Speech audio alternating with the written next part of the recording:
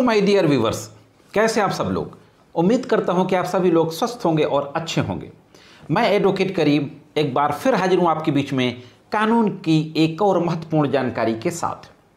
साथियों, अगर पति और पत्नी शादी के बाद किसी दूसरे देश में शिफ्ट हो जाते हैं, मसलन अमेरिका, कनाडा, ब्रिटेन, कहीं पर भी शिफ्ट हो जाते हैं और वहाँ पर कुछ वर्षों के बाद दोनों के बीच में डिस्प्यूट हो जाता है, तो पत्नी क्या भारत आकर के इंडिया में क्या अपने पति के खिलाफ डोमेस्टिक वायलेंस या 498A का केस कर सकती है?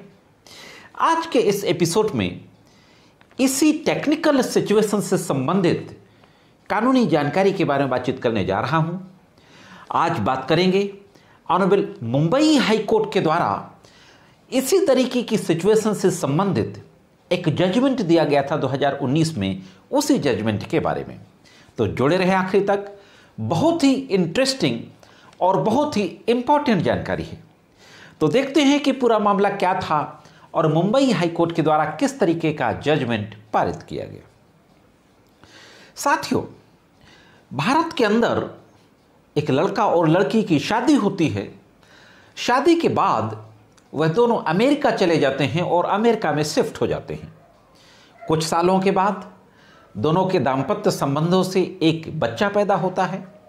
इसके बाद दोनों के बीच में मैट्रिमोनियल डिस्प्यूट हो जाता है और डिस्प्यूट के चलते जो महिला होती है, पत्नी, अपने भाई के घर जो अमेरिका में ही कोलंबस में रहता था, उसके घर चली आती है। मैं आपको बता दूं कि अमेरिका में शादी के बाद ये पति पत्नी जो गए थे वह नॉर्थ कैरोलिना में गए थे। नॉर्थ कैरोलिना वहाँ का जो शहर है, वहाँ पर जाकर के रहते थे। जब पत्नी अपने पति का घर छोड़कर और बच्चे को लेकर के अपने भाई के घर कोलंबस चली जाती है, तब पति उसके भाई के घर जाता है, उसको समझाता है। इसके बाद भी जब सेटलमेंट नहीं होता है, पत्नी उसकी बात नहीं मानती है, तो पति वापस आकर के सुप्रीम कोर्ट ऑफ कैलिफोर्निया में डिवोर्स का सूट फाइल कर देता है और साथ ही साथ बच्चे की कस्टडी का भी मुकदमा दाखिल कर देता है। पति के द्वारा यह भी कहा जाता है कि जैसे सुप्रीम कोर्ट ऑफ कैलिफोर्निया के द्वारा पत्नी को नोटिस जारी किया जाता है, तो उस नोटिस से बचने के लिए और कोर्ट में अपीयर होने से बचने के लिए पत्नी अमेरिका छोड़ के भारत चली आती है और मेरठ में आकर के रहने लगती है। इसके बाद भारत आने के बाद 2 सालों के उपरांत मुंबई में मजिस्ट्रेट के न्यायालय में एक मुकदमा दाखिल कर दिया जाता है सेक्शन 12 डोमेस्टिक वायलेंस एक्ट का। हाँ दोस्तों, DV एक्ट का, protection of women from domestic violence act 2005, DV act का मुकदमा दाखिल कर दिया जाता है और फैमिली कोर्ट में परमानेंट कस्टडी का भी मुकदमा दाखिल कर दिया जाता है। पत्नी के द्वारा जो मजिस्ट्रेट की कोर्ट में DV एक्ट का केस फाइल किया गया था, उसमें इंटरिम मेंटेनेंस का ऑर्डर कर दिया जाता है। इसके बाद पति उस इंटरिम मेंटेनेंस के ऑर्डर को सेशन कोर्ट के समक्ष चैलेंज करता है। जैसा कि हम जानते हैं कि डोमेस्टिक वायलेंस का कोई भी ऑर्डर जो डोमेस्टिक वायलेंस एक्ट के अंतर्गत पारित किया जाता है, उसको सेक्शन 29 के तहत सेशन कोर्ट में अपील के जरिए चैलेंज किया जा सकता है। तो हस्बैंड के द्वारा भी इंटरिम मेंटेनेंस ऑर्डर के खिलाफ डिस्ट्रिक्ट इन सेशन कोर्ट के समक्ष अपील फाइल की जाती है। सेशन कोर्ट के द्वारा हस्बैंड द्वारा डोमेस्टिक वायलेंस के इंटरिम ऑर्डर के खिलाफ जो अपील दाखिल की गई थी, उस अपील को डिसमिस कर दिया जाता है। इसके बाद हस्बैंड मुंबई हाई कोर्ट का दरवाजा खटखटाता है और मुंबई हाई कोर्ट में रिट फाइल करता है।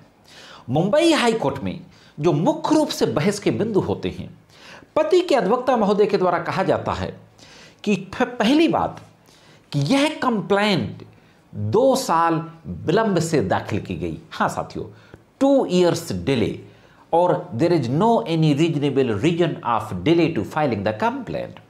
2 साल विलंब से कंप्लेंट क्यों दाखिल की गई, इसका कोई भी उचित कारण नहीं है।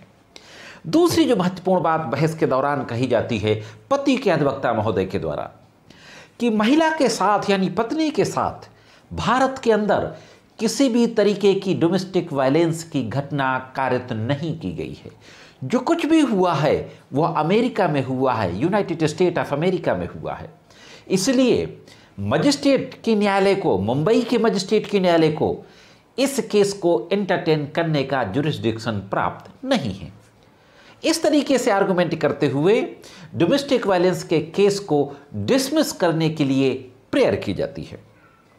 पत्नी के अधिवक्ता महोदय के द्वारा कहा जाता है कि महिला मुंबई में अपने भाई के घर में रह रही है और जहां पर महिला टेम्परेरी तौर पर या परमानेंट तौर पर निवास करती है वहां पर डोमेस्टिक वायलेंस एक्ट के तहत कंप्लेंट फाइल की जा सकती है। हाँ दोस्तों, डीवी एक्ट में इस बात का प्रोविजन है कि जहां पर महिला परमानेंट या टेम्परेरी तौर पर निवास कर रही है वहां पर कंप्लेंट फाइल की जाती है।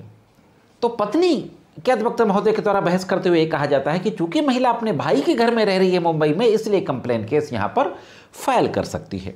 और दूसरी बात कही जाती है कि पति लगातार महिला को धमकी दे रहा था और जब महिला ने वीजा के रिन्यूअल के बारे में पूछा अपने हस्बैंड से तो उसने स्पष्ट रूप से मना कर दिया वीजा का रिन्यूअल कराने के संबंध में। इस तरीके से ये बातें कहते हुए कहा जाता है कि पत्नी के साथ डोमेस्टिक वायलेंस का ऑफेंस कमिट किया गया, उसको मेंटली और इमोशनली टॉर्चर किया गया। यह डोमेस्टिक वायलेंस के तहत आता है। यहीं पर मैं आपको यह भी बताता चलूं कि पत्नी के अधिवक्ता महोदय के द्वारा ऑनरेबल सुप्रीम कोर्ट के केस लॉ का जिक्र किया जाता है।